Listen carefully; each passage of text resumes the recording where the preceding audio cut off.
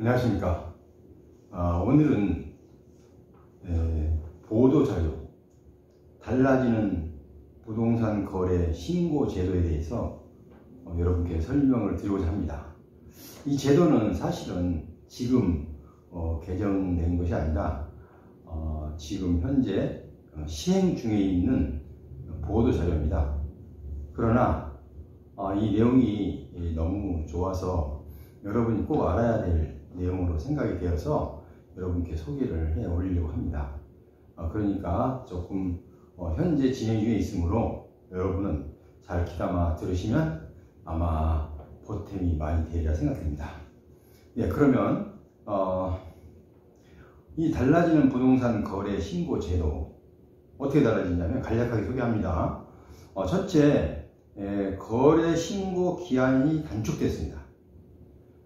지금 현재는 계약 체결 후에 30일 이내에 신고를 해야 됩니다.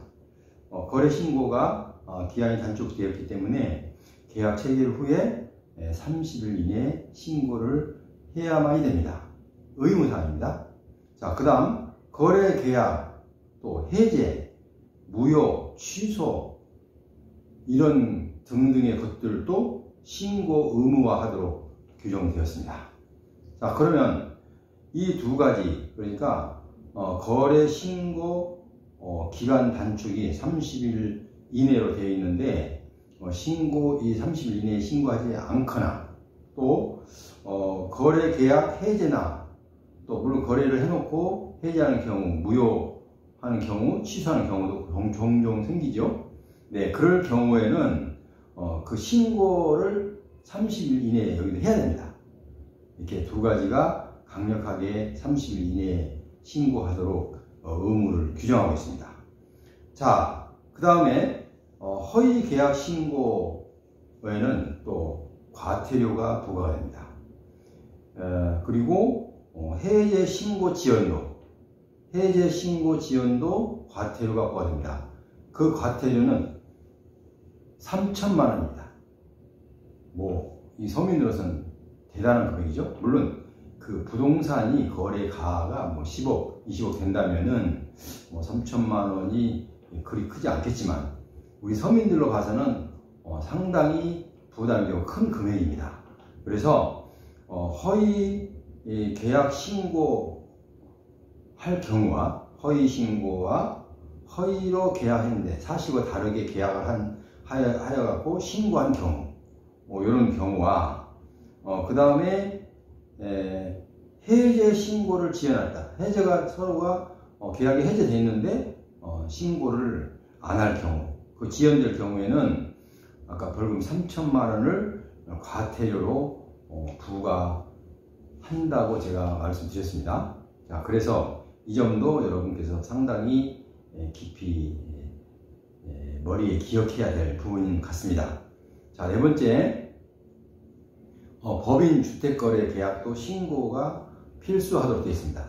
옛날에는 이 개정 전에는 법인은 주택거래에 대해서는 신고 의무가 없었죠. 그런데 지금은 법인이 주택거래 계약을 할 경우는 꼭 신고를 해야 됩니다.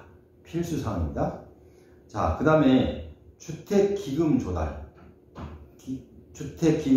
계획서를 제출해야 됩니다.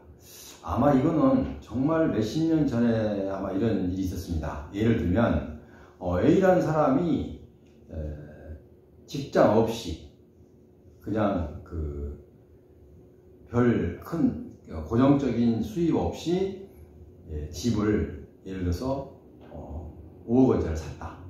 그러면 이 5억 원이 어떻게 해서 나왔느냐, 이거를 원래 어떻게 해서 나왔는가를 그 계획서를 조사하게 됩니다. 세무서에서. 왜냐하면 혹시 부모로부터 증여받은 것으로 샀는지 아니면은 기타 다른 유형으로서 샀는지 이거를 알기 위해서 꼭 신고를 하도록 되어 있었습니다. 그래서 한동안은 아마 이게 좀 지지부지한 상황도 없지 않았는데 지금 이거를 다시 강조했습니다. 내가 주택자금을 주택을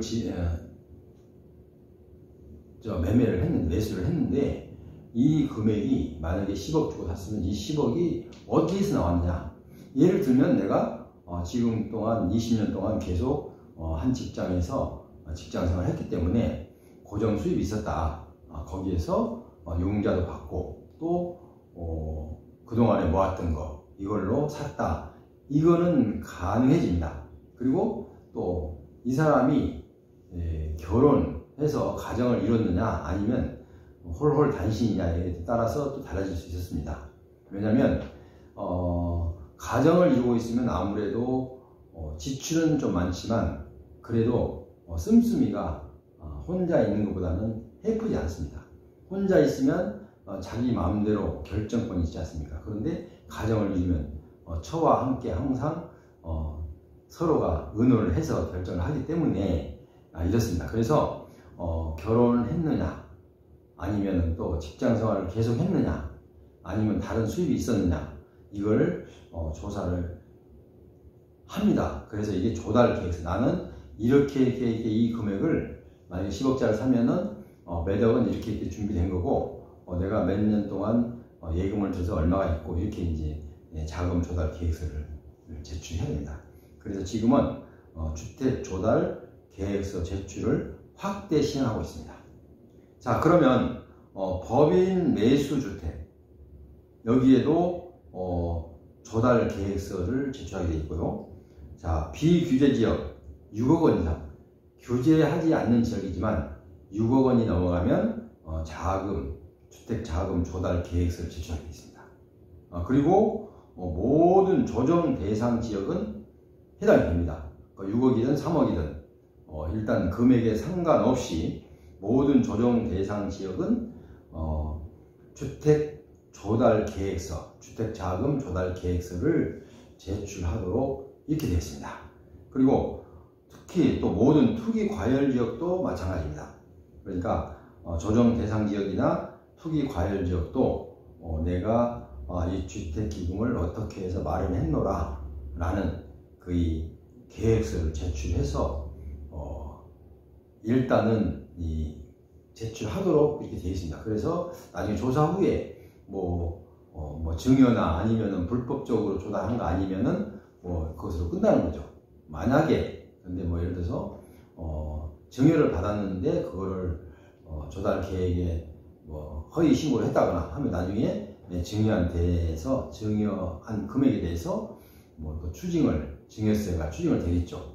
이런 형식으로 계속 해 갑니다. 그래서 이렇게 달라졌다는 내용을 여러분께 전하는데요. 여러분께서는 이 내용을 꼭 숙지하고 주택을 매매하거나 아니면 거래할 때 꼭 기억해 둬야 할 것입니다. 다시 한 번만 간략하게 정리합니다. 제목만. 거래신고 기한이 단축이 되었습니다.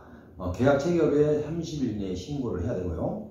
그 다음에 거래 계약뿐만 아니라 해제, 무효, 취소, 사고 등등에도 신고 의무화합니다. 30일 이내이죠. 두 가지는 30일 이내에 신고를 해야 되고요. 그 다음에 허위 계약 신고와 그리고 해제 신고를 지연할 때 허위 신고와 해제 신고 지연하면 과태료 3천만 원이 부과된다는 거. 이 점도 여러분 유념하셔야 되겠죠? 그 다음에 법인도 주택 거래 계약을 하면은 꼭 신고를 해야 된다는 거. 그 다음에 5번째, 주택 자금 조달 계획서를 꼭 제출해야 되는데 옛날보다 많이 강화돼서 확대 시행하고 있다는 거. 그러니까 법인이 매수한 주택에 대해서도 자금계약서를 내야 되고, 비규제 지역 6억 원 이상, 규제 지역이 아닌데도 6억 원 이상이면 주택 자금 조달 계획서를 제출해야 됩니다. 그리고 또 모든 조정 대상 지역은 말할 것도 없이 그 조달 계획서를 내야 되겠죠. 그리고 하나 더, 모든 투기 과열 지역, 이건 당연한 거 아닙니까? 투기 과열 지역도 주택 자금 조달 계획서를 제출해야 됩니다. 그래서 여러분들이 지금 제가 말씀드린 내용을 한번 들으시면 다 아실 걸로 알아요. 그러나 이제 가장 중요한 것은 거래 신고 기간이 30일로 단축됐다는 것. 그리고 거래 계약서 신고뿐만 아니고 해지하거나 아니면 무효하거나 그 계약서가 취소되거나 뭐 이런 등등의 사유로 만약에 그런 사유가 발생했다면 이것도 역시 거래 계약 체결과 같이 같은 기 30일 이내에 꼭 신고를 하셔야 된다. 이런 말씀을 여러분께 전합니다. 그래서 오늘은 이미 지금 현재 보도자료는 아닙니다. 약간 지난 현재 시행 중에 있는 보도자료이지만 상당히 내용이 중요하고 여러분들이 한 번 더 제고해야 될 필요성이 있다고 생각해서 오늘 여러분께 이 내용을 전해드렸습니다. 그러니까 이 내용을 잘 기억하시고 차고에 시행에 착오 없으시기를 간절히 바랍니다. 다음 시간에는 보도자료를 하는데 만약에 공인중개사가 업무 정지를 당했는데 1년 이내에 당하면 기간 계산을 어떻게 하느냐, 기간 환산하는 방법에 대해서도 다음 시간에 여러분께 이 TV로 여러분께 안내해 드릴 것을 미리서 예약 안내해 드립니다. 그러니까 참고하시고요. 지금까지 이 제 방송을 들으신 여러분, 저에게 구독, 빨간 글씨 구독 2자를 꼭 좀 눌러주십시오. 그러면 저에게 큰 힘이 됩니다. 다음 더 좋은 정보를 갖고 여러분을 찾아뵙도록 하겠습니다. 그리고 제가 여기서 시간이 없어서 아니면 지면상으로 좀 여러분께 부의할 사항이 있습니다. 그래서 그 설명란에 거기는 상세하게 지금까지 설명하지 못했던 그 내용을 상세하게 명기를 해 놓겠습니다. 그리고 제 전화번호도 거기다 남기겠습니다. 그럼 여러분께서는 그 전화번호는 아니면 그 상세 설명 사항을 보시고 잘 이해하시고 또 그래도 이해가 안 된다 하면 저에게 그 전화번호를 통해서 전화를 주시면 제가 정말 친절하게 무료 상담을 해드리겠습니다. 지금까지 함께 하신 여러분 대단히 감사합니다. 다음 시간에 다시 배울 것을 약속드리면서 오늘은 이만 줄입니다. 안녕히 계십시오.